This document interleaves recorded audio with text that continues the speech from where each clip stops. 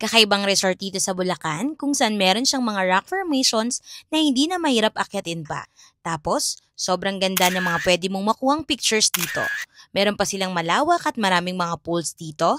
Meron din silang indoor pool, slides, at sobrang laki ng resort sila. Kaya kung yan ang hinahanap nyo, tara! Samahan nyo ko dito sa Veda Resort.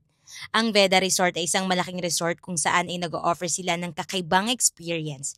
Kasi yung resort nila, merong mga rock formations na mismo sa loob.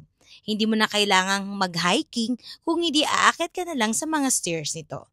Very accessible nga itong mga rock formations nila, mapamatanda or mapabata dahil ginawa na nila to ng hagdan para madali mo nang maabot ang tagumpay. Char! Para madali mo nang maabot yung tuktok nito.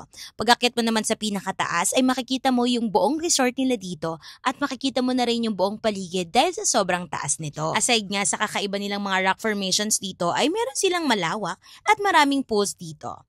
Meron silang mga pools para sa mga adults at meron din silang mga pools para sa mga kids. Pwede ka nang makapasok sa resort na to for as low as 120 pesos kapag adult ka and 100 pesos naman kapag kids. Bukod sa marami silang pools dito ay marami din silang mga cottages dito na pwede nyong kunin starting from 500 to 2,000 pesos. Nag-offer din sila ng mga hotel rooms dito kapag gusto nyo namang mag-overnight. Ito nga yung rooms sila na makukuha nyo from 2,500. Air condition na siya, tapos kasya na yung 4 na tao dito.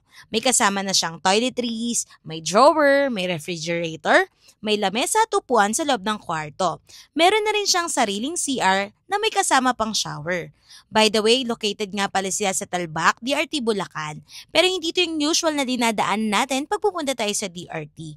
Kasi pa San Miguel na yung way nito. Madadaan ka dito sa San Ildefonso papunta sa kanila. So for more travel tips and food review, follow nyo na ako. Yan lang mga kalakwatsa. Bye!